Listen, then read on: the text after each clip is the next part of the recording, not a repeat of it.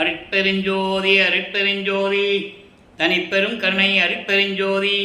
எல்லா உயிர்களும் இன்புற்று வாழ்க, வள்ளல் மலரடி வாழ்க வாழ்க, கொல்லா விரதம் குவளை எல்லாம் ஓங்குக, நல்லோர் நினைத்த நலம் பெறுக, நன்றி நினைத்த எல்லோரும் வாழ்க இசைந்து.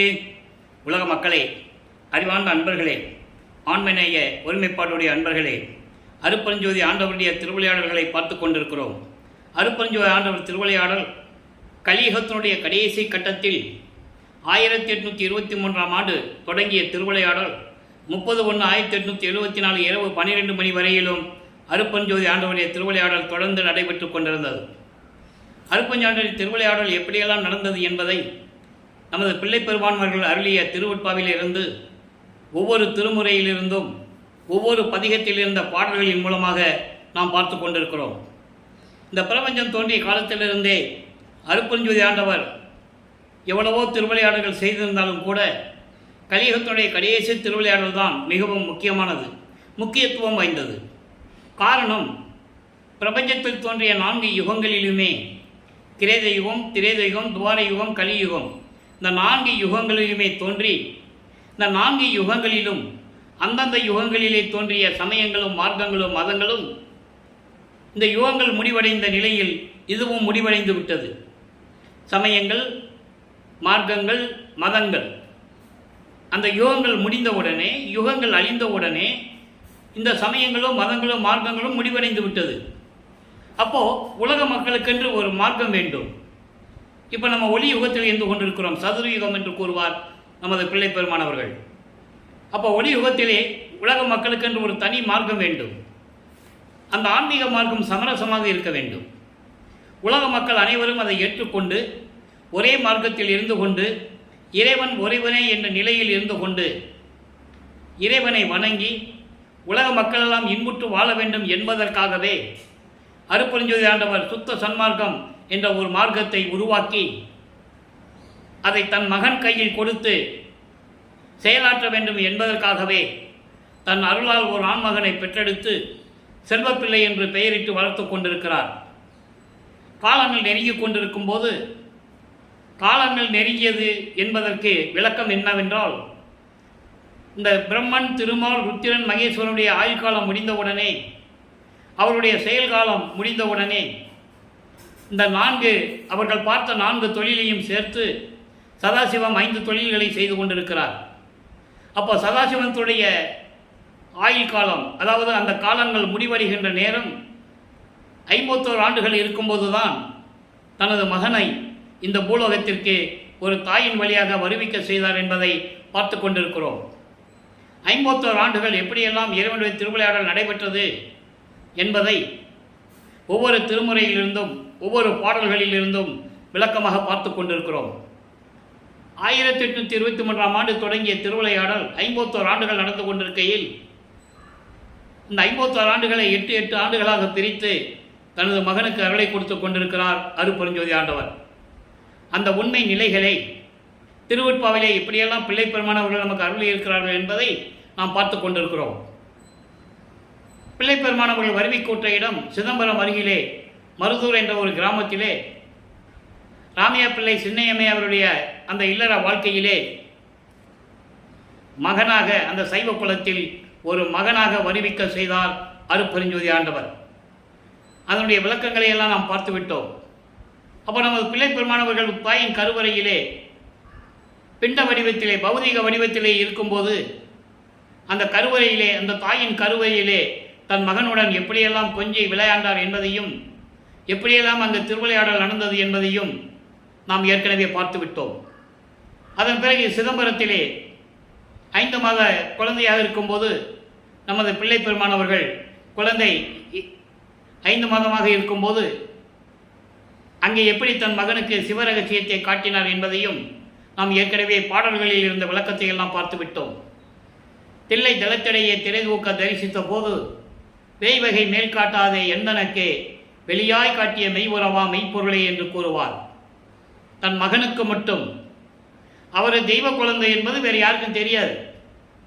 ராமையா பிள்ளைக்கோ, சின்னையம்மையார் அவர்களுக்கோ, மற்றவர்களுக்கோ இது ஒரு தெய்வ குழந்தை, கடவுளாக வந்து நமக்கு பிறந்திருக்கிறான் என்ற நிலை யாருக்கும் தெரியாது. அதை நீங்கள் நல்லா புரிஞ்சுக்கணும். அப்போ அந்த நிலையில் இருக்கும்போது தன் மகனுக்கு மட்டும் சிவரகசியத்தை காட்டிவிட்டு மறைந்து விடுகிறார். அதன் பிறகு சென்னைக்கு வந்து விடுகிறார்கள். சென்னையிலே இருக்கும்போது எப்படியெல்லாம் திருவிளையாடல் நடந்ததையாம் பாடலின் மூலமாக பார்த்து கொண்டிருக்கிறோம். பிள்ளைப்பெருமானவர்கள் வருவிக்க உற்று முதல் ஆண்டிலிருந்து 8 ஆண்டுகள் வரையிலும் அவர் இறைவனிடமிருந்து எந்த அருளை பெற முடியவில்லை என்பது அவருக்கே தெரியாது. நம்ம இறைவன் என்று, இறைவனுடைய மகன் என்றோ, பிற்காலத்தில் நாம் எல்லா அருளையும் பெற்றுக்கொண்டு இறைவனாக போகிறோம் என்ற நிலை அவருக்கு அப்போ தெரியாது. அப்போ உலகியலிலே இருக்கிறது போல அவரை பள்ளிக்கூடத்தில் போய் சேர்க்கிறாங்க. படிக்க முடியாதுன்னு வந்துட்டார். ஏன்னா அருட்பெருஞ்சாண்டவருடைய சித்தம் அது. ஏன்னா தன் மகன் எந்த ஆசிரியரிடம் கல்வி கற்கக்கூடாது. இந்த உலகியல் சந்தை படிப்பு, இந்த சந்தை படிப்பை தன் மகன் கற்றுக்கொள்ளக்கூடாது என்பதில் அருட்பெருஞ்சாண்டவர் நினைத்து கொண்டு யாரையும் தன் மகன் குருவாகவே ஏற்றுக்கொள்ளக்கூடாது. அந்த நிலையில் இருக்கும்போது வல்லப்பெருமானவர்கள் 8 ஆண்டுகள் முடிந்து விட்டது. அதற்கிடையில் அவர் பட்ட இன்னல்கள், மன துயரங்கள், ஏளன பேச்சுகள் எல்லாம் கேட்டுக்கிட்டு தான் இருக்கிறார். வேறு வழி இல்லை. அடுத்து 2வது ஏட்டில் வரும்போது 9வது ஆண்டு தொடக்கத்தில் இறைவன் அவர் முன் தோன்றி, நீ என்னால் வருவிக்க உற்றவன், நீ எனது மகன் என்ற நிலையை கூறி காரண காரியங்கள் எல்லாம் உனக்கு சேர வேண்டிய அருள்களை எல்லாம் முன்பருவம் பின்பருவம் காட்டி அருள் செய்வேன் என்று கூறி ஞானத்தை மட்டும் பெற்றுக்கொள் என்று சொல்லி மறைந்து விடுகிறார். அதன் பிறகு மறைப்பு நிலை ஏற்படுகிறது. இறைவன் மகன் என்ற மட்டும் ஒரு நிலை அவருக்கு தெரியும். ஆனால் வெளியே சொல்ல முடியாது, சொல்லவும் கூடாது. அது காலத்தின் கட்டாயம். அந்த நிலையில் இருக்கும்போது இவர் இறைவனிடம் எப்படி முறையீடு செய்தார் என்பதை 1ஆம் திருமுறையிலிருந்து, திருவருள் முறையீடிலிருந்து 232 பாடல்களுடைய விளக்கங்களை நாம் பார்த்து விட்டோம். இறைவனிடமிருந்து எந்த அருளை பெற முடியாத என்ற நிலையில் ஒருவேளை அம்மனை பற்றி பாடினால் அம்மனிடமிருந்து ஏதாவது அருளை பெற்றுக்கொள்ளலாம், தந்தையிடம் கூறி ஏதாவது அருளை பெற்றுக்கொள்ளலாம் என்று கூறி வடிவுடையம்மனை பற்றி பாடுகிறார். வடிவுடையம்மை மாணிக்கமாலை உருவாகிறது. மொத்தம் 100 பாடல்கள். ஒவ்வொரு பாடலிலும் தன் அம்மையை பற்றி எப்படி பாடுகிறார் என்பதையும், இறைவனால் வருவிக்க உற்ற மகனாக இருந்தால் கூட இந்த உலகியலிலே நான் இப்படியெல்லாம் துன்பப்பட்டு கொண்டிருக்கிறேன் என்ற நிலையை அம்மையிடம், வடிவுடையம்மையிடம் முறையீடு செய்கிறார். அதை பார்த்து கொண்டிருக்கிறோம். இன்று 31வது பாடல். மொத்தம் 100 பாடல்களை கொண்டது. ஒவ்வொரு பாடலிலும் ஒவ்வொரு பொருள்பட விளக்கமாக நமக்கு அருளியிருக்கிறார்கள். சேடு ஆர் இயன் மனம் வீச, சேடார் இயன் மனம் வீச, செயல் மனம் சேர்ந்து பொங்க, ஏடார் பொழில் ஒற்றியூர் அண்ணல் நெஞ்சம் இருந்து உவக்க, வீடா இருளும் முகிலும் பின்னிட்டு வெறுவ வைத்த வாடா மலர் குழலாலே வடிவுடை மாணிக்கமே. இது பாடல். இந்த பாடலுடைய விளக்கம் பாருங்க. அதாவது இயற்கையாகவே மனம் வீசிக்கொண்டும் செயற்கை மனமும் அதில் சேர்ந்து கொண்டு பூஞ்சோலைகளும் நீர்நிலைகளும் வயல்களும் சூழ்ந்த எழில்மிக்க பொழில்மிக்க திருவொற்றியூர் என்ற ஊரிலே அமர்ந்து கொண்டிருக்கின்ற இறைவனின் மனதில் மகிழ்ச்சி பொங்க வீற்றிருக்கும் தாயே, என் வடிவுடை மாணிக்கமே. அப்படி இறைவனுடன் நீ மகிழ்ச்சியோடு இருந்து கொண்டிருக்கிறாய். அடர்ந்த இருளையும் கரும் மேகத்தையும் பயமுறுத்தும் அளவிற்கு, இருளையும் கருமேகத்தையும் பயமுறுத்துகின்ற அளவிற்கு, அதை அளவு மிஞ்சின அளவிற்கு அழகிய கருமையான கூந்தலை உடைய என் தாயே, நீ மட்டும் உன் கணவரிடமிருந்து மகிழ்ந்து கொண்டிருக்கிறாய். நானும் உன் கணவனால் வருவிக்க உற்றவன். எனக்கு எந்த விதமான அருளை கொடுக்கவில்லை. எனவே நீயாவது என் மீது இறக்கப்பட்டு எனக்கு அருள்வாயாக வடிவுடை மாணிக்கமே என்று கூறுகிறார். ஆக தந்தையிடம் முறையீடு செய்துவிட்டது, எந்த விதமான பலனும் இல்லை என்பதால் தாயிடம் முறையீடு செய்கிறார். இப்போ இந்த நிகழ்ச்சிகள் எல்லாம் 9வது ஆண்டிலிருந்து 12 ஆண்டுகளுக்குள் நடைபெற்றுக் கொண்டிருக்கிறது. இவர் ஞானத்தை பெற்ற பிறகு, இறைவன் தோன்றி அவரை ஆட்கொண்ட பிறகு, ஞானத்தை பெற்ற பிறகு 13வது ஆண்டிலே முதன் முறையாக அவர்கள் இருந்த இடத்திலிருந்து, அதாவது ஏழுகணர் பகுதியிலிருந்து திருவொற்றியூருக்கு நடந்தே செல்லுகிறார் தியாகராஜ பெருமானை வழிபடுவதற்காக. இப்போ 2ஆம் திருமுறை உருவாகிறது. 113 பதியங்கள், 1207 பாடல்களிலே ஒவ்வொரு பாடலிலும் எப்படி இறைவனிடம் முறையீடு செய்கிறார் என்பதையும், உன்னால் வருவிக்க உற்று நான் துன்பப்பட்டு கொண்டிருக்கிறேன் என்ற பூலோகத்திலே என்று இறைவனிடம் முறையீடு செய்வதையும் நாம் பார்த்து கொண்டிருக்கிறோம். இதுவரை 26 பதியங்களை பார்த்திருக்கிறோம்.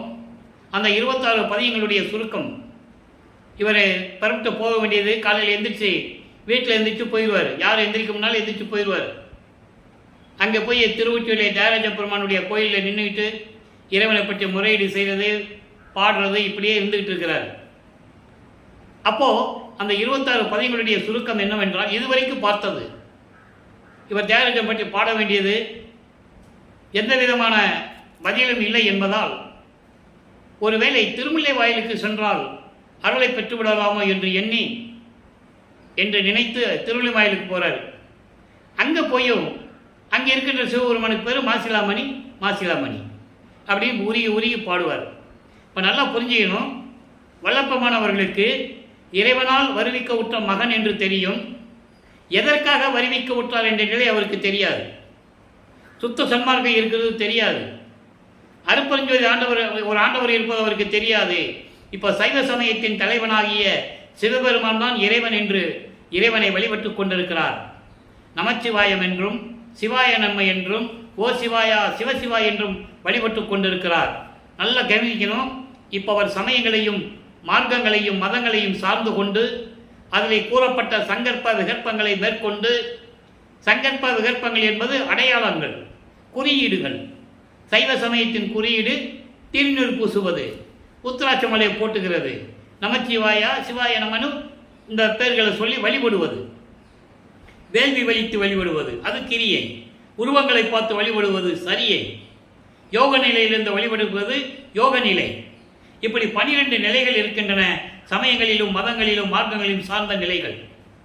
இந்த 12 நிலைகளிலும் அவர் வழிபட்டு கொண்டிருக்கிறார், இறைவனை வணங்கி கொண்டிருக்கிறார். அப்போ திருவண்ணாமலையில் எந்த விதமான பதிலும் இல்லை. என்னை வருவிக்க செய்துவிட்டு உன்னை தேடி நான் வந்தா நடந்து தான் வரேன், கால் வலிக்க நடந்து வரேன், ஏன் மகனே எதுக்கு வந்தேன்னு ஒரு வார்த்தை கேட்கறது இல்லை, நீ என்ன ஊமையான்னு கேட்பார். இப்படி நிலைகளாக இருக்கும்போது அங்கேயும் ஒரு பிரயோஜனம் இல்லை. அப்புறம் திருவள்ளித்தாயத்துக்கு வருவார், அது சென்னையிலே ஒரு இடத்துல இருக்குது, அங்கே போய் வழிபடுவார், எந்த விதமான பதிலும் இல்லை. கந்த துணியை கட்டிகிட்டு இருக்க, யாரை ஏமாற்ற நின்றுட்டு இருக்க, எனக்கு ஒரு கந்த துணியை கொடு, நானும் கட்டிட்டு நிற்கிறேன், பெத்த பிள்ளையை தெருவில் விட்டுட்டான்னு உலக மக்கள் சொல்கிற அளவுக்கு நீ நடந்துக்காத, அந்த இழிச்சொல்லும் பழிச்சொல்லும் உனக்கு தான் வரும்னு நான் பயப்படுறேன், நீ விரைவில் வந்து எனக்கு அருள்வாயக என்று சொல்லி முறையீடு செய்கிறார். இப்போ இந்த நிலைகளெல்லாம் இருக்கும்போது வல்லப்பெருமானவர்கள் 16 ஆண்டுகள் முடிந்து விட்டது. வருவிக்க விட்டு 16 ஆண்டுகளில் இந்த நிலையெல்லாம் நடந்துகிட்டு இருக்கு. 17ஆவது ஆண்டு தொடக்கத்தில் 3வது எட்டில் 17ஆவது ஆண்டிலிருந்து 24 ஆண்டுகளுக்குள் 3வது எட்டில் 3ஆம் திருமுறை உருவாகிறது. 19 பதிகங்கள், 235 பாடலுடைய விளக்கங்களை பார்த்து விட்டோம். அந்த 19 பதிகங்கள் பாடலுடைய விளக்கத்தினுடைய ஒரு சுருக்கம். இப்போ காலங்கள் உருண்டோடுகிறது, நிலைகள் மாறுகிறது.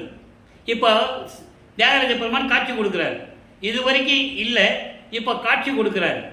இவர் மனசு சந்தோஷமாக இருப்பார், காட்சி கொடுத்துட்டாரு, அருளை கொடுத்துருவாருன்னு மறைஞ்சிடுவார். இந்த நிலை தொடர்ந்து கொண்டே இருக்கிறது. ஏனென்றால் தன் மகனை பக்குவப்படுத்த வேண்டும், உலக மக்கள் அறிய வேண்டும், தன் மகனை பற்றி அங்கு இருக்கின்றவர்கள் அறிந்து கொள்ள வேண்டும், சமயங்களிலும் மதங்களிலும் மார்க்கம் இருக்க செய்ய வேண்டும், அதன் மீது பற்று கொள்ள வேண்டும். இது இயற்கையாகவே திருவிளையாடல் நடந்து கொண்டிருக்கிறது, அது இவருக்கு தெரியாது. அப்போ அந்த நிலையில் இருக்கும்போது 3வது எட்டில் இருக்கும்போது இப்போ காட்சி கொடுப்பாரு, மறைஞ்சிடுவார். அப்பவும் இவர் மனம் ஏங்குது, ஏக்கத்தை, அவருடைய தவிப்பை நாரையிடம் கிளிகளிடம் சொல்லி தூது அனுப்புகிறார். நீ போய் தியாகராஜ பெருமானுக்கு போய் சொல்லுங்க, நான் இந்த நிலையில் இருந்து கொண்டிருக்கிறேன், எந்த விதமான பதிலும் இல்லை, விரைவில் வந்து எனக்கு அருள வேண்டும், இவ்வளோ சங்கடத்தில் நான் இருக்கேன்னு சொல்லுவார். அந்த பாடல்கள் எல்லாம் தன்னை ஒரு தலைவியாகவும் தன்னை காதலியாகவும் இறைவனை காதலனாகவும் வர்ணனை செய்து ஒரு தோழியிடம் சொல்லுவது போல உலக மக்களுக்கு தெரிவித்துக் கொண்டிருப்பார் என்பதை அந்த விளக்கத்தில் நம்ம பார்த்து விட்டோம். அதன் பிறகு ஏற்கனவே கூறியது போல் உலகியலிலே ஒரு குடும்பத்தில் கஷ்டம் வந்துச்சுன்னா ஜோசியர்கிட்ட போவாங்க, அதுக்கான பரிகாரத்தை தேடுவாங்க. அதே மாதிரி பிள்ளைகளுக்கு திருமண நிகழ்ச்சி, ஒரு சுப நிகழ்ச்சிக்கு போனால் கூட குறி கேட்க போவாங்க இல்லையா? அதே மாதிரி இவரும் போகிறார்.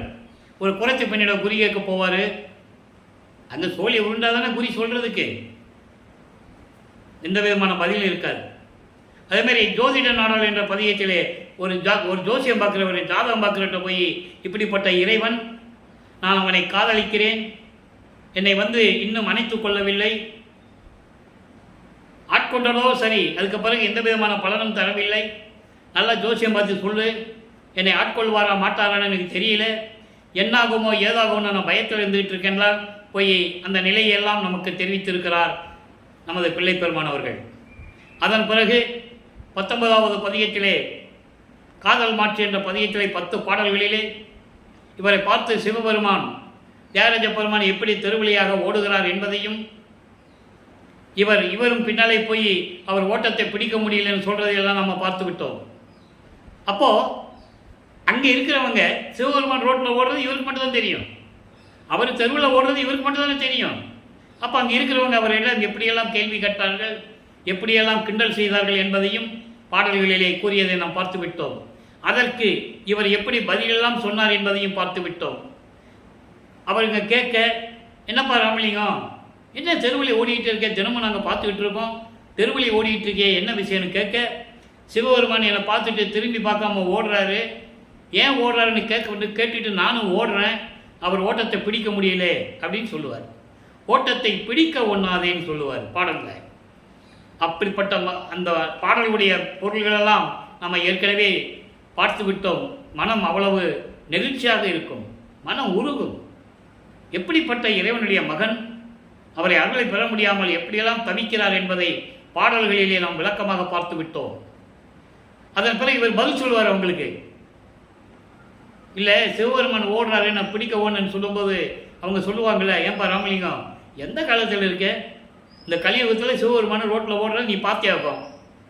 ஏன்னா இவரை ஒரு சாதாரண மனிதன் என்று தானே எல்லாம் நினைத்து கொண்டிருக்கிறார்கள். இறைவனுடைய அம்சம் என்று யாருக்கும் தெரியாது, இவரும் சொல்லலை, யார்கிட்டையும் சொல்லலை. அப்போ இறைவனுடைய அம்சம்னு யார்கிட்டையும் சொன்னால் கூட நம்ப மாட்டாங்க, சொல்லவும் கூடாது. அந்த நிலையிலே அவங்களுக்கு இவர் பதில் சொல்கிறாரு. அவங்க சொல்லுவாங்க, அவனே நாங்கள் புராணத்தில் படிச்சிருக்கோம், சாப்பாட்டுக்கு சோறு இல்லைன்னு பிச்சையில் எடுத்துருக்கான், இருக்கடையில்னு சுடுகாட்டில் படுத்துட்டு இருக்கான், கழுத்தில் பாம்பு சுற்றிட்டு இருக்கான், நீ போய் கட்டி பிடிச்சேன்னா பாம்பு கொத்துமே, இப்படியெல்லாம் சொல்லுவாங்க. அதற்கு இவர் பதில் சொல்லுவார். அந்த விளக்கத்தையெல்லாம் பார்த்து விட்டோம். எப்படி இருந்தாலும் சரி, நான் அவனை அடையாமல் விடவே மாட்டேன், கனவுல கூட அவனுடைய காதலை என்னால் மறக்க முடியாது என்று கூறுவார். அந்த நிலைகளெல்லாம் பார்த்து விட்டோம். இப்போ நிலைகள் மாறுகிறது, ஆண்டுகள் உருண்டோடு கண்டிருக்கிறது. இப்போ வல்லப்பமானவர்கள் 4வது எட்டில் அடி எடுத்து வைக்கிறார். 4×32 25வது ஆண்டிலிருந்து 32 ஆண்டுகளுக்குள் என்ன நடந்தது என்பதை 4ஆம் திருமுறையிலிருந்து நாம் பார்த்து விட்டோம். 4ஆம் திருமுறையிலே 8 பதிகங்களிலே 197 பாடல்களுடைய விளக்கங்களை பார்த்து விட்டோம். அன்பு மாலை, அருப்பிரகாச மாலை, சௌந்தரிய மாலை, ஆனந்த மாலை, இப்படி அபராத மாலை, அதிசய மாலை, இப்படி இந்த மாலை என்று சொல்ல பாடல்களெல்லாம் இறைவனுடைய நிலை எப்படி இருந்தது, இறைவனால் எப்படியெல்லாம் எனக்கு அருளை கொடுத்தார் என்பதையெல்லாம் பார்த்து விட்டோம். அப்போ இதற்கு முன்னாக 27வது ஆண்டில் தனமாளுக்கு, அதாவது தனக்கோடி அம்மாளுக்கு இவர் திருமாங்கல்யம் பூட்டி அந்த அம்மாவுக்கு மோட்ச வீட்டை அடைய செய்ய வேண்டும், அந்த அம்மாவுக்கு மோசனத்தை கொடுக்க வேண்டும். அந்த நிலையில்தான் அவர் அந்த அம்மாவிற்கு தாலி கட்டுகிறார். உலகியலிலே சொல்லுவார்கள், அதனுடைய விளக்கம் வேறு. இவருக்கு கால் கட்டு போடணும், அப்போ தான் இவன் ஒழுங்காக இருப்பான், திருமணம் பண்ணி வச்சிடணும், அக்கா பொண்ணை திருமணம் வச்சிடணும்னு முடிவு எடுப்பாங்க. இவர் வேண்டாம் தான் சொல்லுவார், சொல்லி தான் ஆகணும், வேண்டாம் தான் சொல்லணும். அப்போது இறைவன் அவங்க அப்பா சொல்லணும், அருப்பஞ்சாண்டவர் நீ கட்டு தாலி கட்டு மகனை பார்த்துக்கலான்னு சொல்லணும். அப்போது அவர் அடியார் வடத்தில் அவர் வராரு. இவங்க கேட்குறாங்க, இவன் கல்யாணம் பண்ண மாட்டேன்றான் சாமி, நீங்கள் சொல்லுங்கன்னு சொல்கிறாங்க. அவர் மகனை தாலி கட்டிக்கப்பா அப்படின்னு சொல்லுவார். தந்தையே சொல்லியாச்சின்னு சொல்லி இவர் சரின்னு சொல்லிடுவார். திருமண ஏற்பாடுகள் நடந்து கொண்டு இருக்கிறது. இதை ஏன் விளக்கமாக சொல்லுகிறேன் என்றால், வல்லப்பமானவர்கள் வருவிக்க உற்று 202 ஆண்டுகள் முடிந்த நிலையிலும் கூட அவருடைய உண்மையான இறைநிலையை, அவர் இறைவனுடைய மகன் என்ற நிலையையும் அருளாற்றல் பெற்றவர் என்ற ஒரு நிலையையும் மக்களிடம் யாரும் அடிப்படையிலே கூறாத காரணத்தினால்தான் இந்த பாடலுடைய விளக்கங்களை எல்லாம் நான் கூறிக்கொண்டிருக்கிறேன். இங்கே கூறப்படுவது எல்லாமே கற்பனை அல்ல, கதை அல்ல, திருவெட்பாவிலே பாடல்களில் இருக்கின்ற விளக்கங்கள். இதை யாராலும் மறுக்கவும் முடியாது, ஆதாரங்கள் உண்டு. அப்போ இந்த நிலையில் இருக்கும்போது திருமண ஏற்பாடுகள் நடக்குது. அங்கே வானவர்களும் தேவர்களும் முனிவர்களும் ரிஷிகளும் பிரம்மன், திருமால், ருத்திரன் போன்ற பதத்தலைவர்களும் இந்திரனும் இவரை வாழ்த்துவதற்காக, அதாவது மணமக்களை வாழ்த்துவதற்காக அங்கே இருக்காங்க. மனுஷன் கண்ணுகளுக்கு தெரியாது, மானிட பிறவிகளுக்கு தெரியாது இல்லையா? பார்க்குறாரு, அப்பா அம்மாவும் வரலையே, சிவகாமி வெள்ளியும் அருப்பஞ்சாண்டர் வரலன்னு சொல்லி அவர் மனம் ஏங்குகிறது, வருத்தப்படுறார். மகன் கல்யாணத்துக்கு கூட வராமல் அவருக்கு என்ன அப்படி வேலை? ஒரு பாடலில் சொல்லுவார், அதை அப்படி என்ன உனக்கு வேலை என் கல்யாணத்தை பார்க்க முடியாமல் அப்படின்லாம் கேட்பார். அப்போ வரல, நேரம் நெருங்கி கொண்டிருக்கிறது, தாலி கட்டியாச்சு, அந்த அம்மாவுக்கு விமோசனத்தை கொடுத்தாச்சு, சரியக்கிரிய யோகம் 12 நிலை கடந்தாச்சு, சமயப்பட்டுகளை விட்டாச்சு. அப்போ இந்த நிலையில் இருக்கும்போது வெள்ளாடை அணிந்து கொண்டு வீட்டிலே கதவை சாத்திட்டார். இனிமேல் திருவொற்றியூரோ திருமுல்லைவாயிலோ திருவள்ளித்தயத்துக்கோ எங்கேயும் இறைவனை தேடி போக வேண்டியது இல்லை, போக மாட்டேன். கதவை சாத்திட்டாரு, தாப்பா போட்டாச்சு. அப்போது இறைவனுக்கு தெரிஞ்சிடுச்சு, இனிமேல் மகனை தாமதிக்க வைக்கக்கூடாது, கோபமாக இருக்கிறான், நேராக போய் நின்னாலும் அவனை சாந்தப்படுத்த முடியாது, நம்ம தெருவழியாக நடந்து போகிற மாதிரி போவோன்னு சொல்லி விண்ணுலகத்திலே இருந்து பூலோகத்திற்கு தெருவழியாக கால் வலிக்க எப்படி நடந்து வந்தார், கால் வலிக்க நடந்து வந்து அந்த கதவை திறந்து எப்படியெல்லாம் அருளை கொடுத்தார் என்ற விளக்கத்தை அருட்பகாச மாலையிலே 100 பாடல்களிலே பார்த்து விட்டோம். எல்லா அருளையும் கொடுத்தாயிடுச்சு. இப்போ பிரசாத மாலை என்ற ஒரு பதியத்திலே நாம் நிலுவையிலே வைத்திருந்தோம். இப்போ அதை நம்ம பார்த்துட்ருக்கோம். பிரசாத மாலை நல்லா கவனிக்கணும். அதற்கு முன்னால் ஒரு சின்ன சம்பவம். இது பிரசாத மாலையிலே சொல்லும்போது இந்த திருநூறு, இந்த திருநீர் இருக்குல்ல, வளப்பமான திருநீர் பூசினார், உத்தரச்சமலை போட்டிருந்தார், நமச்சிவாயின்னு சொன்னார் அப்படின்னு சொன்னாங்க. உண்மைதான், அவர் அதெல்லாம் செஞ்சதெல்லாம் உண்மைதான். அதுக்கப்புறம் அருட்பஞ்சாண்ட சுத்த சன்மார்க்கத்தை கொடுக்கும்போது இதெல்லாம் வேண்டான்னு நீ சொல்லிடுன்னு சொன்னார், வேண்டான்னு சொல்கிறார். அதை உலக மக்கள்கிட்ட யாரும் சொல்லலை, மக்கள்கிட்ட யாருமே சொல்லலை திருவெட்பாவுடைய விளக்கத்தை. அதை பிரசாத மாலையிலிருந்து நம்ம பார்த்துட்ருக்கோம். நல்ல கவனிங்க. இன்னைக்கு பிரசாத மாலையிலே 6வது பாடல். நல்ல கவனிங்க, 6வது பாடல். இந்த பாடலை பார்ப்பதற்கு முன்னால் எழுத்தறியும் பெருமான் மாலையிலே 31வது பாடலை நம்ம பார்க்க வேண்டிய அவசியம் இருக்கிறது. காரணம், அதனுடைய விளக்கம் கொடுத்த பிறகுதான் இந்த விளக்கம் புரியும். இப்போ பாருங்க, நினைவுடையாய் நீ அன்றி நேரில் எங்கும் இல்லாதாய், மனையுடையார் மக்கள் என்னும் வாழ்க்கையிடை பட்டு அவமே இணைவுடையான் என்று இங்கு என்னை ஆள்வது உன் கடனே, இணைவுடையாய் ஒற்றி எழுத்தறியும் பெருமானே. பாடல் என்ன சொல்றாருன்னா, பிரபஞ்சத்திலே என்றும் நீ அழிவில்லாமல் நிலையாக இருப்பவன், அது மட்டுமல்லாமல் எங்கு தேடினாலும் யாராலையும் அறிய முடியாதவர், அதாவது அருவமாகவும் நீ இருப்பாய் என்று கூறுகிறார். இந்த உலக வாழ்க்கை என்பது மனைவி மக்கள் என்ற பந்தத்தோடு துன்பப்படுவது. அப்படிப்பட்ட ஒரு சூழ்நிலையிலே உன்னால் வருவிக்க உற்று, நல்லா கவனிக்கணும், உன்னால் வருவிக்க உற்று இந்த பூலோகத்திலே உனது மகன் என்ற உரிமையோடு நீ இப்பொழுது என்னை ஆட்கொள்ளாவிட்டால், இப்போது நீ என்னை ஆட்கொள்ளாவிட்டால் நான் என்ன செய்வேன்? இது உன் கடமை. மகனை தந்தை ஆட்கொள்வது கடமை, நீதான் செய்ய வேண்டும். என்னை இந்த பூலோகத்திற்கு வருவிக்க செய்த இறைவனே, என் தந்தையே, திருவொற்றியூரில் இருக்கும் எழுத்தறியும் பெருமானை விரைவில் எனக்கு அருள வேண்டும் என்று கூறுவார். அதனுடைய வெளிப்பாடு 2ஆம் திருமுறையிலே இறைவனை பற்றி முறையீடு செய்த வெளிப்பாடு இங்கே 4ஆம் திருமுறையிலே பிரசாத மாலையிலே வெளிப்படுகிறது. நல்லா புரிஞ்சுக்கணும். அங்கே திருநீர் பூசிக்கிட்டு எழுத்தறியும் பெருமானே, சிவபெருமானே, தியாகராஜ பெருமானே, சிவாயா நமச்சிவாயா, ஓம் சிவாய நம, சிவசிவா என்று சொல்லிக்கிட்டு இருந்த நமது பிள்ளை பெருமான் அவர்கள் பிரசாத மாலையிலே தந்தை வந்து எப்படி அருளை கொடுக்கிறார் என்பதை இப்போ பார்க்க போகிறோம். அதில் 6வது பாடல் நல்லா கவனிக்கணும். அதாவது ஆண்டுகள் உருண்டோட ஆண்டுகள் போக போக ஒவ்வொரு வருஷமும் கடந்து போக போக இவருடைய நிலை மாறிக்கொண்டே வரும். அது திருவருட்பாவில் கண்ட உண்மை. அதை தான் நம்ம டெய்லி தினமும் ஒவ்வொரு பாடல் மூலியமா பார்த்துக்கிட்டு இருக்கோம். பிழை அல்லது ஒன்று அறியாத சிறியேன் முன் புரிந்த பெரும் தவமோ திருவருளின் பெருமை இதோ அறியேன் மலையென நின்று இழகும் திருமணி மன்றில் படிக வடம் திகழ நடந்து எதிர் நின்று திருநீற்று கோயில். இப்போ இந்த 4 வரைக்கும் முதல்ல அர்த்தம் பார்ப்போம், விளக்கம் பார்ப்போம். அதாவது குற்றம் செய்வதுதான் என்ற ஒரு செயலிலே இருந்த நான், குற்றம்னா ஏதோ ஒரு தவறு செய்வதை தவிர வேறு எனக்கு ஒன்றுமே தெரியாது. அதை சொல்றாரு, பிழை அல்லது ஒன்று அறியாத சிறிய உன்னாலே வருவிக்க உற்று, இந்த பூலோகத்திலே ஒரு தாயின் வழியாக வருவிக்க உற்று தவறு செய்வது ஒன்றை தவிர வேறு எனக்கு எதுவுமே தெரியாது, எது செஞ்சாலும் தப்பா நடக்குது. அப்போ அப்படிப்பட்ட சிறியனை முன்புரிந்த பெரும் தவமோ, முன்புரிந்த ஒவ்வொரு யுகத்தில் இருந்தாலும் நான் ஒவ்வொரு பதியத்திலும் சொல்லுவேன், ஊழிது ஒரு ஊழி உளப்பராது ஓங்கி வாலி என்று எனக்கு வாய்த்த நன்னிதியே அகவல்ல உண்டு. ஏன்னா ஒவ்வொரு யுகத்திலும் அவர் இருந்திருக்கிறாரு, அதை உலக மக்களுக்கு சொல்றாரு. ஆனால் மக்கள்கிட்ட யார் சொல்லலை, அதான் விஷயம், வேற ஒன்றும் இல்லை. புதிய நல்லேன் தொன்று தொட்டு உனது பூங்கலலுக்கு அன்பு பூண்டவன். தொன்று தொட்டு பிரபஞ்சம் தோண்டி காலத்துல உங்ககிட்ட தான் இருக்கேன் நான். இன்னொரு பாட்டில் அருமையாக சொல்லுவாரு,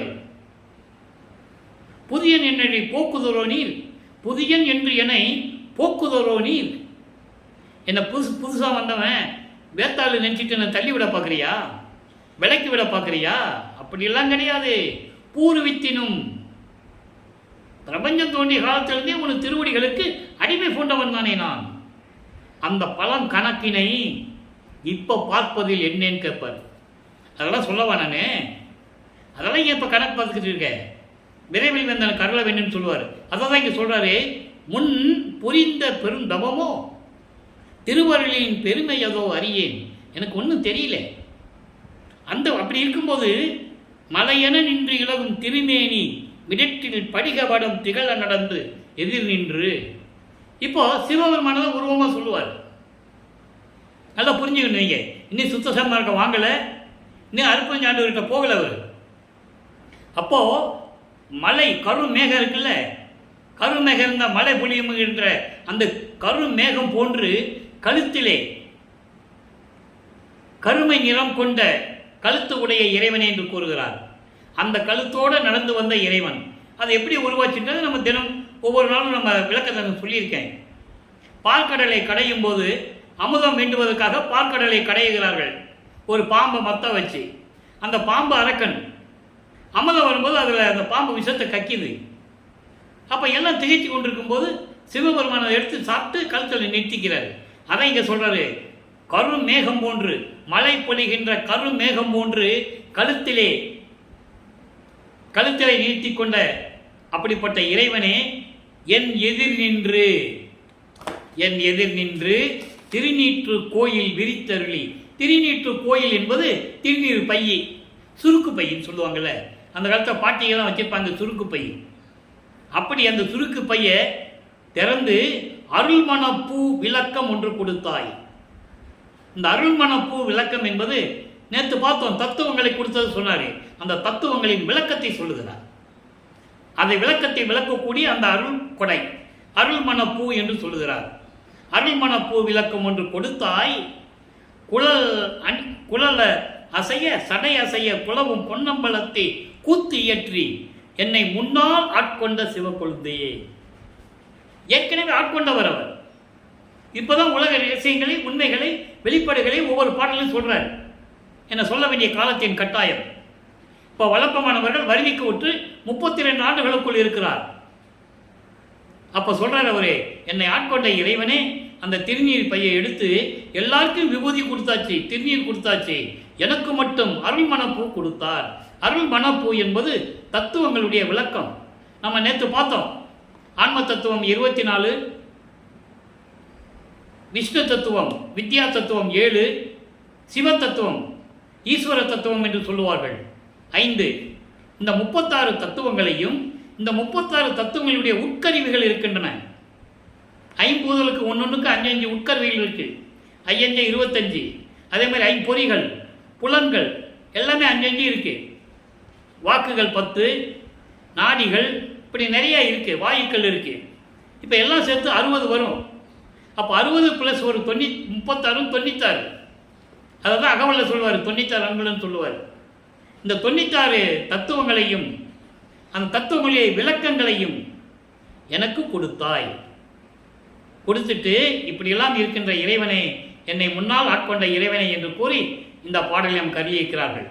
ஆக வல்லப்பெருமானவர்கள் இப்போ சமயங்களையும் மதங்களையும் மார்க்கங்களையும் சார்ந்த நெறிகளை விட்டுவிட்டு, திருநீர் பூசுவதை விட்டுவிட்டு, உத்திராட்சமாலை போடுவதை விட்டுவிட்டு, வெள்ளாடை அணிந்து இப்போ வல்லப்பெருமானவர்கள் 5வது எட்டில் இருந்து கொண்டிருக்கிறார்.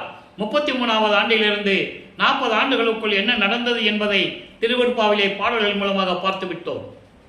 33வது ஆண்டில் அண்டங்களை கடந்து, தத்துவங்களை கடந்து, சரியை கிரியை யோகம் என்ற 12 நிலைகளை எல்லாம் கடந்து, இந்த சமயங்களையும் மதங்களையும் மார்க்கங்களில் விட்டுவிட்டு சுத்த சன்மார்க்கத்தை பெறுவதற்காக சுத்த சிவஞான வெளிக்கு பறந்து சென்று கொண்டிருக்கிறார் என்பதை பாடலின் மூலமாக பார்த்து விட்டோம். அதற்கு உதாரணமாக ஒரே ஒரு பாடல் மட்டும் கூற நான் கடமைப்பட்டிருக்கிறேன். அருட்பெருஞ்சோதி அட்டகத்திலே கூறுவார், தத்துவங்களை தனித்தனியாக கடந்தேன், தத்துவாதீத மேல்நிலையில் சித்தியல் முழிதும் தெரிந்தேன், அவை மேல் சிவநிலையை தெரிந்திட சென்றேன் என்று சொல்லுவார். அப்போ என்னாச்சு? அவர் போயிட்டு இருக்காருன்னு சொல்கிறார். ஆனால் உலகியலிலே அவரை பற்றி சொல்லும்போது அவர் எங்கே போனாருன்னு தெரியல. அவர் வர்றதுக்கு 6 மாதம் ஆகுமா, 1 மாதமாக தெரியல. எங்கே ஊர் சுற்றிட்டு இருக்காருன்னு தெரியல. கல்யாணம் பண்ணிட்டு மனைவியை விட்டுட்டு போயிட்டாப்புல. இப்படி தான் உலகியலிலே பேசி கொண்டிருந்தார்கள் என்பதை மேடையிலும் பேசினார்கள். அப்படி அல்ல.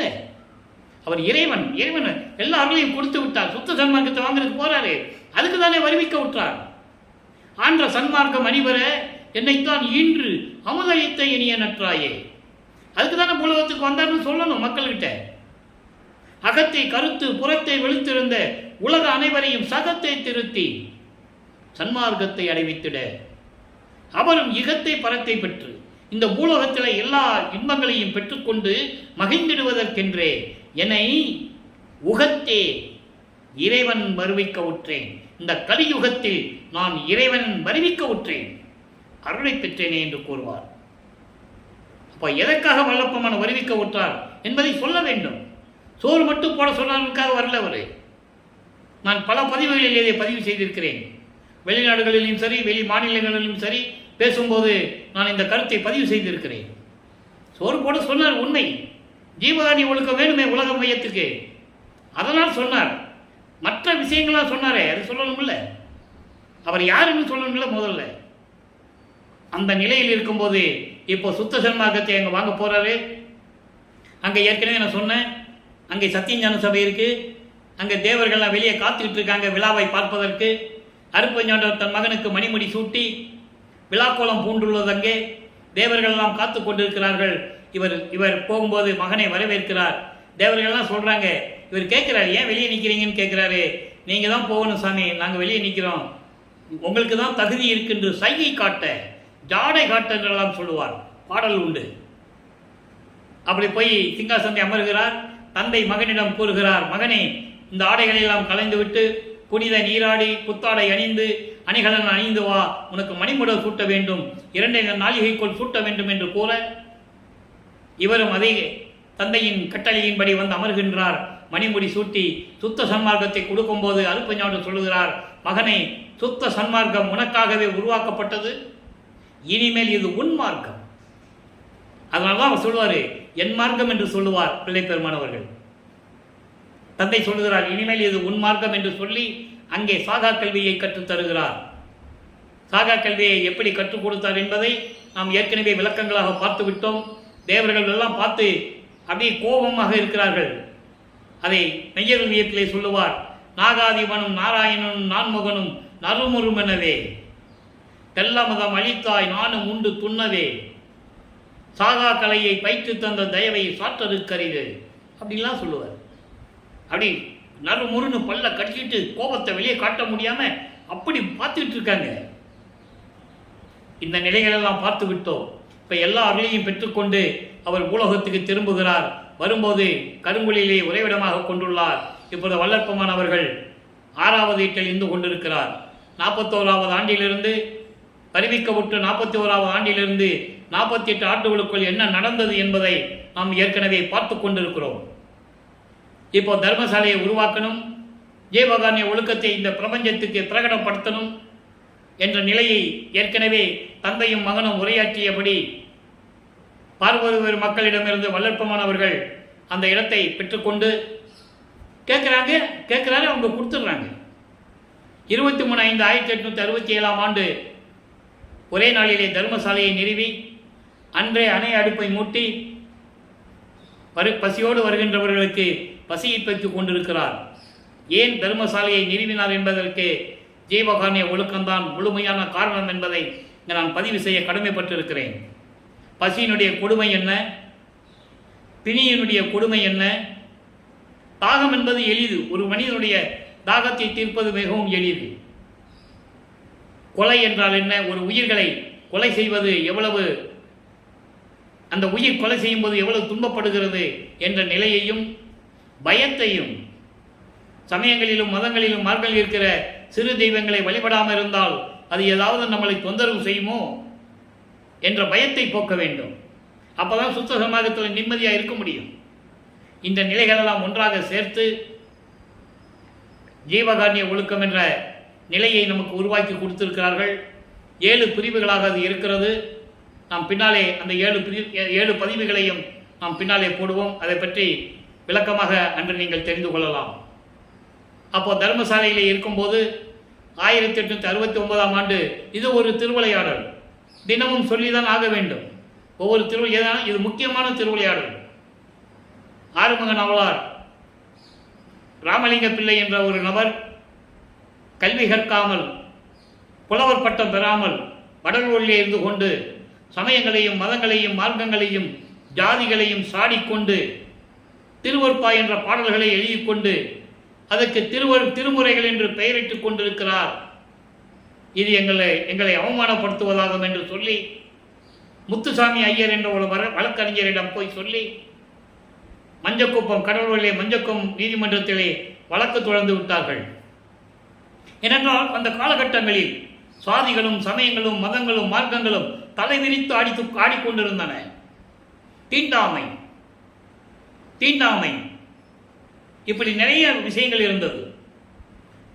இதையெல்லாம் வென்று வர வேண்டும் என்பதற்காக வல்லற்பமானவர்களுக்கு சமன் அனுப்பப்பட்டது. இவரும் போறாரு. போன உடனே எந்திரிச்சு நின்னாங்க, வழக்கு தள்ளுபடியாச்சு அப்படின்லாம் சொல்லுவாங்க. அது உண்மை அல்ல. அங்கே விவாதம் நடக்கிறது.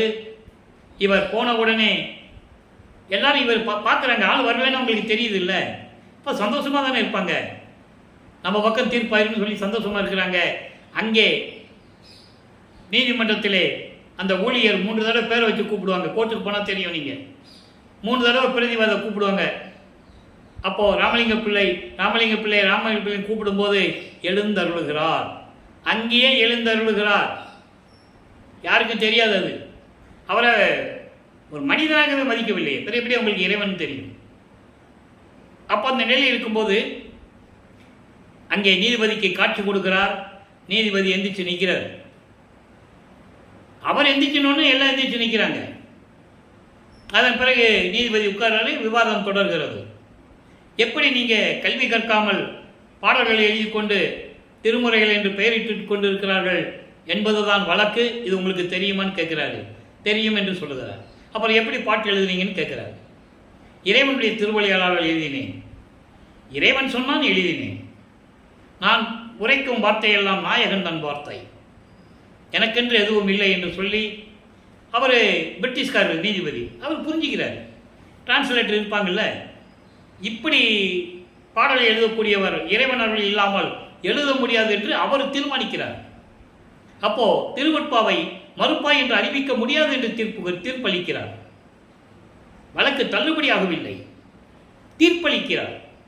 திருவெட்பாவை மறுப்பாய் என்று அறிவிக்க முடியாது, இது தேவையில்லாத வழக்கு என்று சொல்லுகிறார்.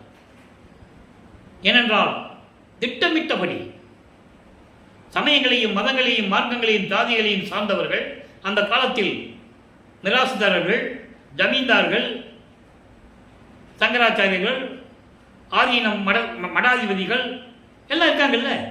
இப்போ அவங்களுக்கு அது இருக்கதானே செய்யும். இறைவன் உண்மை நிலையை கூறுகிறார், அதை அவங்களால் ஏற்றுக்கொள்ள முடியவில்லை. இன்று வரை யாராலையும் ஏற்றுக்கொள்ள முடியவில்லை சுத்த சன்மார்க்கத்தை. அதுதானே உண்மை. அந்த நிலையில் தீர்ப்பை பெற்றுக்கொண்டு இங்கே தர்மசாலைக்கு வந்த பிறகு உத்தரஞான சிதம்பர மாலை உருவாகிறது. அருமையான பாடல்கள், 10 பாடல்களிடையே அங்கே எப்படி இங்கே சுத்த சன்மார்க்கம் இருக்க போகிறது, பிரபஞ்சத்திற்கு இதுதான் தர்மசாலை, இந்த இடம்தான் சிறந்த இடம் என்று சொல்லுவதையும், சுத்த சன்மார்க்கத்துடைய நிலையையும், இங்குதான் சத்தியஞான சபை வரப்போகிறது என்ற ஒரு சூட்சமமான விளக்கத்தையும் அந்த பாடல்களிலே நமக்கு அருளியிருப்பார்கள். அந்த விளக்கத்தை எல்லாம் நாம் பார்த்து விட்டோம். இறைவன் அருளை யார் பெற முடியும் என்பதையும் அங்கே குறிப்பிடுகிறார். ஒத்தாரையும் இழிந்தாரையும் நேர்கண்டு உவக்க அந்த பாடலிலே தெளிவாக நமக்கு அருளியிருக்கிறார்கள். இந்த நிலையில் இருக்கும்போது நடராஜபதி மாலையும் சர்க்குருமணி மாலையும் உருவாகிறது. சர்க்குருமணி மாலையில் இருக்கின்ற பாடல்களை எல்லாம் பார்த்து விட்டோம். இப்போ நடராஜபதி மாலையிலே இன்று 31வது பாடல். 1ஆம் திருமுறையிலே வடிவுடை மாணிக்க மாலையிலே 31வது பாடல். 2ஆம் திருமுறையிலே எழுத்தறியும் பெருமான் மாலையிலே 31வது பாடல். இங்கே அந்த பாடல்களுக்கெல்லாம் விளக்கம், முடிவான விளக்கம் நடராஜபதி மாலை. அங்கே சமயங்களையும் மதங்களையும் மார்க்கங்களையும் நமது பிள்ளை பெருமான்கள் சார்ந்திருந்த போது சிவபெருமான் எப்படிப்பட்டவர் என்ற நிலையை கூறியிருப்பார். சைவ சமயத்தின் அடையாளமாகிய திருநீரை பூசிக்கொள்வதும் உத்தராட்சமலை போட்டுக்கொள்வதை பற்றியெல்லாம் பாடல்களை கூறியிருப்பார். இப்போ நடராஜபதி மலை பார்க்கும்போது சுத்த சன்மார்க்கத்தை பெற்ற பிறகு அது தேவையில்லை என்று கூறும்போது எப்படிப்பட்ட இறைவன் என்பதை நடராஜபதி மாலையிலே கூறியிருப்பார். நடராஜபதி மாலை என்பது நடராஜனை பற்றி பாடியதல்ல. நடராஜன், சிவபெருமானு, சொக்கநாதன், இப்போ பல பெயர்களை சொல்லிக் கொண்டிருப்பவர்கள் எல்லாம் சைவ சமயத்தின் தலைவர்கள். தெளிவாக கூறியிருக்கிறார் வல்லப்பமானவர்கள் என்பதை இங்கு நான் பதிவு செய்ய கடமைப்பட்டிருக்கிறேன். மற்றபடி சுப்பிரமணிய தத்துவத்தை கொண்ட முருகன், காணாபத்தியத்தினுடைய கணபதி தத்துவத்தை கொண்டவர்களே கணபதி, இவர்களெல்லாம் தத்துவத்தின் அடிப்படையில் அருளப்பட்டவர்கள், தத்துவத்தின் அடிப்படையில் உதயமானவர்கள், தத்துவங்களுடைய விளக்கங்களை கொண்டவர்கள் என்பதை உரைநடை பகுதியிலே தெளிவாக நமக்கு அருளியிருக்கிறார்கள் என்பதை நீங்கள் புரிந்து கொள்ள வேண்டும். அவர்களெல்லாம் அருட்பெருஞ்சோதி ஆண்டவருடைய கடவுள் நிலைக்கு கோடான கோடி பங்கு கீழ்நிலையில் இருக்கின்றவர்கள் என்பதை எல்லாம் கூறியிருப்பார் என்பதை இங்கு நான் கூறிக்கொள்ள கடமைப்பட்டிருக்கிறேன். காரணம், சுத்த சன்மார்க்கம் தனி மார்க்கம் என்று உலக மக்களுக்கு தெரிவிக்க வேண்டும். அவங்களெல்லாம் உண்டு. முருகன் கௌபார சமயத்தை சேர்ந்தவன், காணாபத்தியம் கணபதி, சைவ சமயத்தினுடைய தலைவன் சிவபெருமான், விஷ்ணு வைஷ்ணவ சமயத்தினுடைய தலைவன், இப்படி ஒவ்வொரு சமயத்துக்கும் தலைவர்கள் உண்டு. நீங்கள் மதங்களையும் மார்க்கங்களையும் சமயங்களையும் சார்ந்திருந்தால் அந்தந்த மதங்களுடைய தலைவர்களையும் நீங்கள் வழிபட்டுக் கொள்ளலாம். அது உங்களுடைய உரிமை, உங்களுடைய சுதந்திரம். ஆனால் சுத்தம் சன்மார்க்கம் என்று வரும்போது, அருட்பெருஞ்சோதி என்று சொல்லும்போது அந்த சங்கற்ப விகற்பங்கள் இருக்கவே கூடாது, நிச்சயமாக இருக்கக்கூடாது. தெளிவாக கூறியிருக்கிறார் வல்லப்பமானவர்கள். இங்கே அருட்பெருஞ்சோதி அருட்பெருஞ்சோதி தனிப்பெருங்கருணை அருட்பெருஞ்சோதி தான் என்று சொல்ல வேண்டும். எல்லா இடத்துக்கும் போயிட்டு வந்து இங்கேயும் சிவசிவா நமச்சிவான்னு சொல்லக்கூடாது. தெளிவாக சொல்கிறார், சொல்லக்கூடாது. சொல்லணும்னா நீங்கள் வேற எங்கேயோ போய் சொல்லிக்கலாம், சமய கோயில்களில் போய் நீங்கள் என்ன வேணாலும் சொல்லிக்கலாம், எந்த குற்றமும் கிடையாது. ஆனால் இங்கே வந்து அருட்பெருஞ்சோதி இடத்துல வந்து நமச்சிவாயம் சிவாயம் சொல்லும்போது குற்றம். தெளிவாக சொல்கிறார், அந்த குற்றத்தை செய்யக்கூடாது என்று சொல்கிறார். அந்த குற்றங்களாம் என்னை சூழ்ந்திருந்தது ஒரு காலகட்டத்தில், அதெல்லாம் நீக்கிய விட்ட பிறகுதான் புன்மார்க்கம் என்று சொல்லுவார், துன்மார்க்கம் என்று சொல்லுவார். இது அத்தனையும் திருவெட்பாவில் இருக்கின்ற விளக்கங்கள், என்னுடைய சொந்த கருத்துக்களோ சொந்த விளக்கங்களோ கிடையாது. நான் ஏற்கனவே கூறியது போல இறைவனால் அருளப்பட்ட திருவெட்பாவில் இருக்கின்ற விளக்கங்களை தான் உங்களுக்கு விளக்கமாக கொடுத்து கொண்டிருக்கிறோம். என்பதை நீங்கள் புரிந்து கொள்ள வேண்டும். அப்போது அந்த நிலையில் இருக்கும்போது நடராஜபதி மாலையிலே உண்மையான இறைவன் யார், எப்படிப்பட்ட இறைவன், நான் சமயங்களிலும் மதங்களிலும் மார்க்கங்களில் இருக்கும்போது நான் எப்படி இருந்தேன், சுத்த சன்மார்க்கத்தை பெற்ற பிறகு என்னுடைய அருள் எப்படிப்பட்டது என்பதை பாடல்களிலே நாம் பார்த்து கொண்டிருக்கிறோம். நடராஜபதி மாலை 31வது பாடல். காயெல்லாம் கனி என கனிவிக்கும் ஒரு பெருங்கருணை அமுதே. காயை கனிவிக்கின, ஒரு காயை கனிவிச்சால் பழமாகும். அது நூல் விளக்கம். எது பாடலுடைய அந்த வரியினுடைய விளக்கம் தான். காயை கனியாக்கக்கூடிய பெருங்கருணை அமுதே அப்படின்னா அது நூல் விளக்கம். அப்படி அல்ல. காயெல்லாம் என்பது சமயங்களும் மதங்களும் மார்க்கங்கள் எல்லாம் அவற்றையெல்லாம் நீக்கி சுத்த சன்மார்க்கத்தை கொடுத்த ஒரு பெரும் கருணை அமுதை என்று பொருள். அதான் அந்த விளக்கம் சொல்றாரு. காயெல்லாம் கனி என கனிவிக்கும் ஒரு பெரும் கருணை அமுதே. அப்படிப்பட்ட அமுதே, அப்படிப்பட்ட இறைவனே, சமயங்களையும் மதங்களையும் மார்க்கங்களையும் வேண்டாம் என்று சொல்லி எனக்கு சுத்த சன்மார்க்கத்தை கொடுத்த கருணை அமுதாம இறைவனேன்னு சொல்கிறார். அதான் அகவல்ல சொல்றாரு. சாதி மதமும் சமயமும் பொய்யென ஆதியில் உணர்த்தி அருப்பெருஞ்சோதி. சாதி மதமும் சமயமும் காணா ஆதி அனாதையம் அருப்பெருஞ்சோதி. எதுக்கு கொடுத்தாரு அகவல்ல? முடிவான விளக்கம், முடிவுக்கும் முடிவான விளக்கம். அதான் கடைசியில் நமக்கு இறைவன் அருளியது அகவல்ல. ஏன் ஞானசரையில் சொல்லுவாரே, பொறித்த மதம் சமயம் பொய்யன்னு சொல்லுவார். அதெல்லாம் நம்ம பின்னால் பார்க்க போகிறோம். சித்தி வளாகத்துக்கு நமது பெருமான் அங்கே போன உடனே எப்படி உபதேசம் பண்ணாரு, கொடி எப்படி கட்டினாரு, கொடியினுடைய பாட்டுகள் 10 பாட்டுகள் என்ன அங்கேயும் சொல்லுவாரே. வெறிக்கும் சமய குழியில் விளைந்தேன் என் தன்னை மறித்து விழாத வகை மறித்து ஒரு பேரறிவளித்த வள்ளல் கொடி என்று சொல்லுவார். நாங்கள் இருந்தேன், அதை தூக்கி மீட்டு கொண்டு வந்துட்டாரு எனக்கு அப்படின்னு சொல்றார். பேரறிவு, சுத்த சன்மார்க்க அறிவு, சுத்த சன்மார்க்க ஞானம், அதுதான் சாகா கல்வி.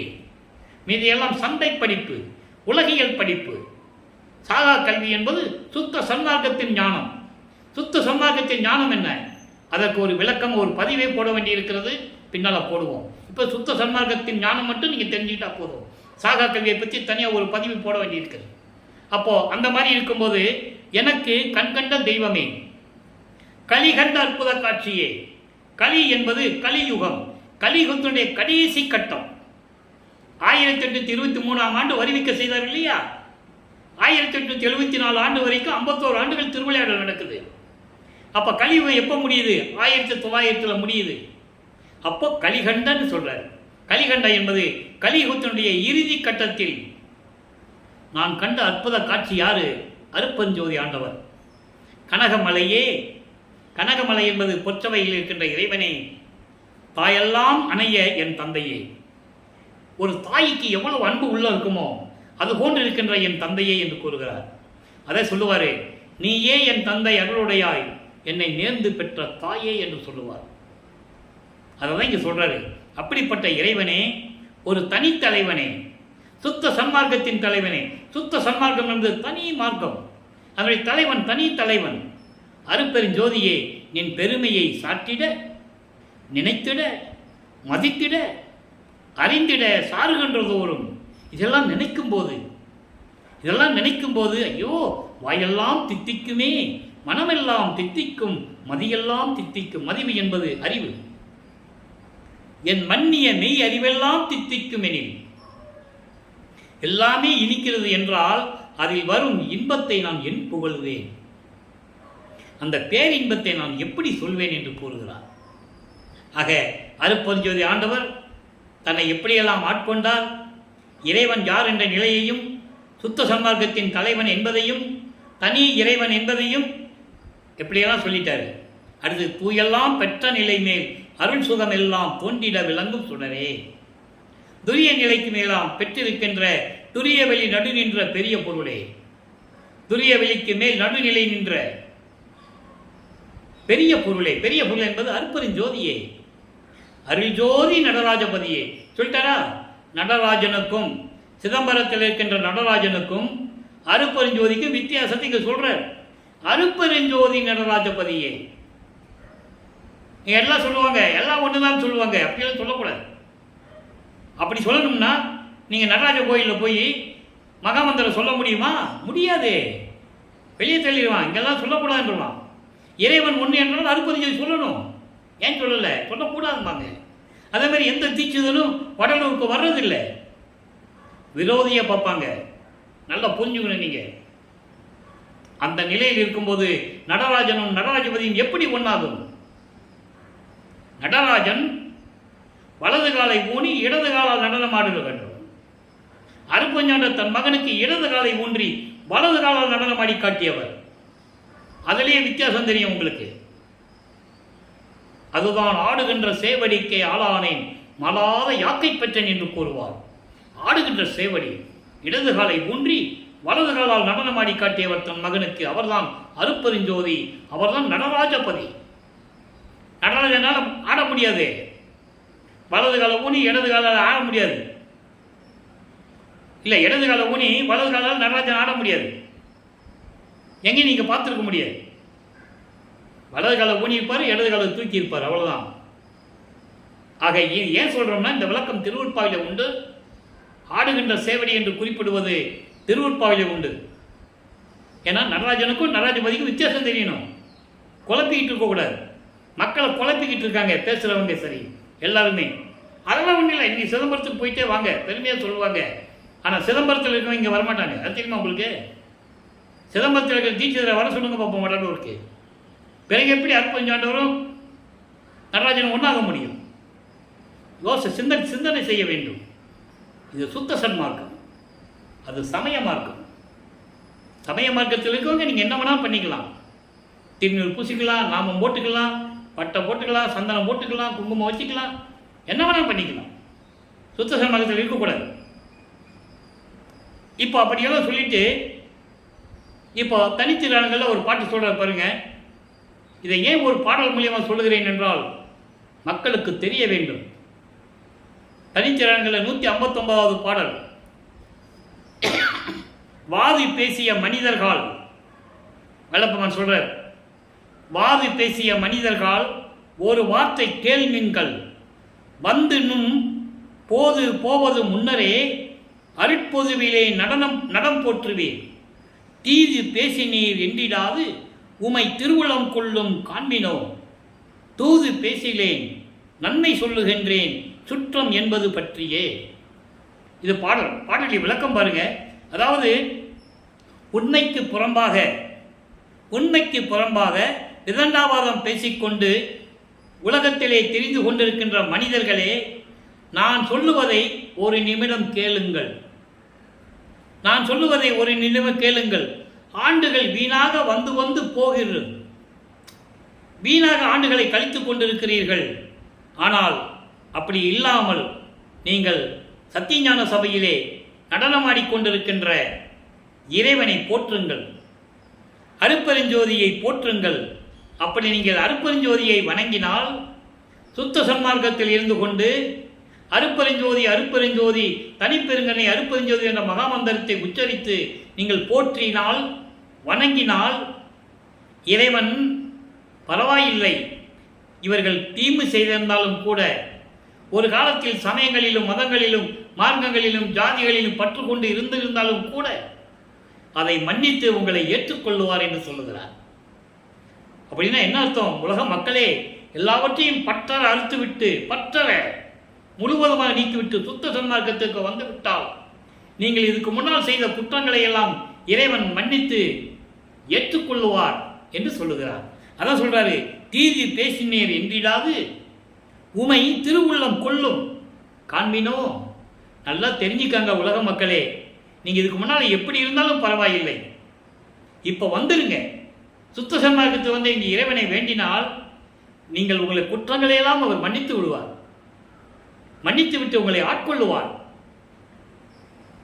இது நான் வந்து ஒரு சூழ்ச்சிக்காகவோ உண்மைக்கு புறமாகவோ நான் சொல்லலை. சூது பேசிலேன், நன்மை சொல்லுகின்றேன், சத்தியமாக சொல்கிறேன், உண்மையாக சொல்லுகிறேன். கற்பனையாகவோ பொய்யும் நான் சொல்லலை. புனைந்துரையேன், பொய் புகழேன், சத்தியமே சொல்லுகின்றேன். பொற்சபையில் சிற்றபையில் புகுந்தருணம் இதுவே. இங்கே ஞானசரியில் சொல்லுவார், கடைசி வரி, முதல் பாட்டில் கடைசி வரியில் சொல்லுவார். அவ்வளோ அற்புதமான நிலைகளாம் திருவருட்பாவிலே உண்டு. அதான் இங்க சொல்றாரு, சூது பேசிலேன் நன்மை சொல்லுகின்றேன். சுற்றம் என்பது பற்றியே, நீங்க யாரு? என் மக்கள், இது என் உலகம், நீங்கள் என் மக்கள், நீ என்னுடைய சுற்றம், அதனால் சொல்லுகிறேன். எவ்வளவு அருமையா சொல்றாரு பாருங்க. உடம்பு சிலிர்க்கல, அப்படியே உள்ளம் உருகும். நீ யாரு? என் மக்கள், என் உலகத்தில் இருக்கின்ற என் மக்கள். அதனால்தான் சொன்னாரு, அங்கங்க விளக்கங்கள் இருக்கிறது. அவங்க அப்பா சொல்றாரு அருப்பஞ்சாண்டவர் மகன் கிட்ட, மகனே உனக்கு எல்லாம் கொடுத்துட்டேன், நீ அங்க வந்துடு, உனக்குன்னு தனி உலகம் இருக்கு, நீ அங்க வந்து ஆட்சி செய்வாயன்னு சொல்லுவாரு. இவர் சொல்லுவாரு, என் மக்கள் என்னை விட்டு ஒரு நிமிடம் கூட பிரிந்து இருக்க மாட்டார்கள், இது என் உலகம், என் மக்கள், விரிப்பிலேன் மாலையன் பதவி, வேண்டி கொல் என விரும்பினும் கொல்லேன் என்று சொல்லுவார். எனக்கு அதெல்லாம் தேவையில்லை, திருமாலும் பிரம்மனும் இந்திரனும் இருக்கின்ற அந்த உலகங்கள் எனக்கு தேவையில்லை, அந்த வாழ்வே எனக்கு தேவையில்லை, என் மக்கள், என் சுற்றம் சொல்லுவார். பதில் சொல்லுவார் அவங்க அப்பா கிட்ட. அதை இங்க சொல்றாரு, சுற்றம் என்பது பற்றியே, நீ யாருங்க? நீங்க என்னுடைய மக்கள், என் உலகம், என் உலகத்தில் இருக்கின்ற மக்கள். அதுக்காக தான் சொல்றேன், சுத்த சன்மார்க்கத்துக்கு வந்துருங்க. நீங்க என்ன தவறு இதுக்கு முன்னால் செஞ்சிருந்தாலும் கூட இறைவன் மன்னித்து விடுவார், சீக்கிரம் வாங்கன்னு சொல்றேன். அடுத்து இறுதியாக அனுபவ மாலை என்ற ஒரு பாடலிலே 31வது பாடல். இந்த அனுபவ மாலை என்பது முடிவான முடிவு. இறைவனிடம் தன் தந்தையிடம் பெற்ற எல்லா அனுபவங்களையும் பாடல்களாக தொகுத்து கொடுத்திருப்பது தான் அனுபவ மாலை. இந்த அனுபவ மாலையிலே தன்னை மனைவியாகவும் இறைவனை கணவனாகவும் அதை ஒரு தோழியிடம் சொல்லுவது போல இந்த பாடலை நமக்கு அருளியிருக்கிறார்கள். அந்த விளக்கத்தை நாம் பார்த்து கொண்டிருக்கிறோம். இதன் மூலம் உலக மக்களுக்கு என்ன தெரிவிக்கிறார், அதான் நமக்கு மைய கருத்து, அதான் கான்செப்ட். இப்போ பாருங்க, ஐயர் என்னை ஆளுடையார் அரும்பெருஞ்சோதியனார். நம்ம ஏன் 1ஆம் திருமுறையில் இந்த இறைவனுடைய திருவிளையாடலை பார்த்தோன்றதை இப்போ உங்களுக்கு புரிஞ்சிருக்கும். தன் மகனை சமயங்களிலும் மதங்களிலும் மார்க்கங்களிலும் ஈர்க்க செய்து பக்குவப்படுத்தி சுத்த சன்மார்க்கத்தை கொடுத்து உலக மக்களிடம் சொல்ல வைக்க வேண்டும். அதான் இந்த பாட்டில் நடக்குது. நல்லா கவனிக்கணும். எங்கேயோ இருக்கிற பாடலுக்கு எங்கேயோ விளக்கம் இருக்கிறது. இது இறைவனுடைய தயவும் கருணையும் பெற்றால்தான், சுத்த சன்மார்க்க அறிவு இருந்தால்தான் இதனுடைய விளக்கங்களை எல்லாம் கூற முடியும் என்பதை தாழ்மையுடன் என்னால் சொல்லிக்கொள்ள முடியும். ஐயர் என்னை ஆளுடையார் அருப்பெருஞ்சோதியினார். அங்க என்ன சொன்னாரு? நமச்சிவாயம் சிவாயனமன் சொன்னார்ல, இங்க சொல்றாரா அருப்பெருஞ்சோதி. அவர்தான் உண்மையான கடவுள். அம்பலத்தை நடம்புரியும் ஆனந்த வடிவர். திருச்சிற்றம்பலத்திலே, அதான் சுத்த சிவஞான வெளியிலே அருள்நடனம் செய்து கொண்டு திருவிளையாடல் செய்து கொண்டிருக்கின்ற ஆனந்த வடிவர், பேரின்பமான இறைவன், மெய்யர். மெய்யர் என்ன? அருப்பெருஞ்சோதியினார். இயற்கை உண்மையின் விளக்க கடவுள், அதான் மெய்யர்னு சொல்லுகிறார். என்னை மனம் முறிந்த தனி கணவர்.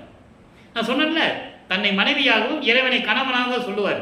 ஏன்னா அந்த காதலை சொல்லும்போது ஒரு ஆணும் பெண்ணும் இருக்கணும், அப்போதான் அந்த காதலுடைய அருமை தெரியும். ஒரு ஆணும் பெண்ணும் காதலித்தால் அந்த காதலுக்கு ஒரு ஆணும் பெண்ணும் இருக்கணும், அப்போதான் அந்த காதலுடைய சிறப்பு தெரியும். அதுக்காக இப்படி சொல்லுகிறார், என்னை மனம் அறிந்த என் தனி கணவர் என்பது என்னை ஆட்கொண்டவர், என்னை ஆட்கொண்ட இறைவன். அப்படிப்பட்ட இறைவன் துரிய வெளியில் நிலா மண்டபத்தை மேவி அமுது அளித்து. அற்புதமான இடம் இது. துரிய வெளியில் நிலா மண்டபம், அதான் சுத்த சிவஞான வெளி. அங்கதான் சத்தியஞான சபை இருக்கு. அப்படி அந்த சத்தியஞான சபையிலே இருந்து அமுது அளித்து, அமுது கொடுக்கிறார் மகனுக்கு.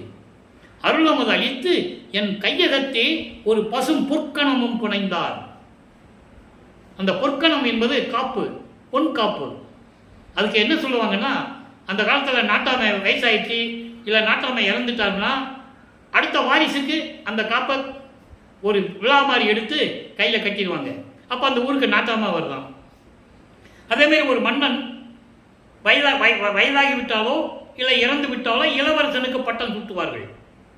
மகன் இல்லை என்றால் மகளுக்கு. அப்போ அது உரிமை பட்டம், இளவரசன் பட்டம். அதுபோல எனக்கும் என் கையிலே ஒரு பொற்காப்பை அணித்தார் என்பது மகன் என்ற உரிமை மட்டுமல்ல, இனிமே இந்த பிரபஞ்சத்தை இயக்கக்கூடிய எல்லா ஆற்றலையும் பெற்றுக்கொண்ட இறைவன். அதுக்கு ஒரு அடையாளம். அப்படி பொற்காப்பு என்னை புனைந்தால் கங்கணத்தின் தரத்தை என்னால் கண்டு உரைக்கப்படுமோ? அதனுடைய நிலையை எப்படி சொல்ல முடியும்? வாயால் சொல்ல முடியுமா? முடியாது. வையகமும் வானகமும் கொடுத்தாலும் இந்த பூலோகமும் விண்ணுலகமும் சேர்ந்தாலும் கூட அதற்கு மதிப்பிற்கு ஈடாகாதே, அதற்கு மாறாக மாட்டாதே. இந்த பூலோகத்தையும் வையகத்தையும் கொடுத்தா கூட அதுக்கு அந்த மதிப்புக்கு ஈடாகாதே. மதிப்பு அரிதா மதுவே, அதுக்கு மதிப்பே இல்லை. என் தந்தை எனக்கு கொடுத்த பட்டத்திற்கு எது கொடுத்தாலும் ஈடாகாதே என்று சொல்லுகிறார். ஆக அன்பர்களே, நாம் இதுவரையில் இன்று பார்த்த திருவிளையாடலுடைய விளக்கங்கள் உங்களுக்கு புரிந்திருக்கும் என்று நான் கருதுகிறேன். எப்படி தன் மகனை பூலோகத்திற்கு வருவிக்க செய்து சுத்த சன்மார்க்கத்தை மகனிடம் கொடுத்து எப்படியெல்லாம் உலக மக்களை சுத்த சன்மார்க்கத்தில் இணைத்து அருளை கொடுத்து கொண்டிருக்கிறார் என்பதை ஒவ்வொரு பாடலிலும் பார்த்து கொண்டிருக்கிறோம். எனவே அன்பர்களை, நீங்களும் சுத்த சன்மார்க்கத்தில் இணைந்து ஜோதி வழிபாடு செய்து அருப்பெருஞ்சோதி அருப்பெருஞ்சோதி தனிப்பெருங்கனை அருப்பெருஞ்சோ என்ற மகாமந்திரத்தை உச்சரித்து நீங்களும் இறைவனுடைய அருளையும் செல்வங்களையெல்லாம் பெற்று இந்த வையகத்தில் வாழ்ந்து நோயற்ற வாழ்வில் வாழ வேண்டும் என்று இறைவனுடைய தயவாலையும் கருணையாலையும் இந்த வள்ளலார் ஊழியன் வாழ்த்து விடைபெறுகிறேன். மீண்டும் நாளை சந்திப்போம். நன்றி, வணக்கம். அருட்பெருஞ்சோதி அருட்பெருஞ்சோதி தனிப்பெரும் கருணை அருட்பெருஞ்சோதி. நாளையும் இறைவனுடைய திருவிளையாடல் தொடரும். தொடர்ச்சியாக கண்டு மகிழ்ந்து இறைவனுடைய அருளை பெற்றுக் கொள்ளுங்கள்.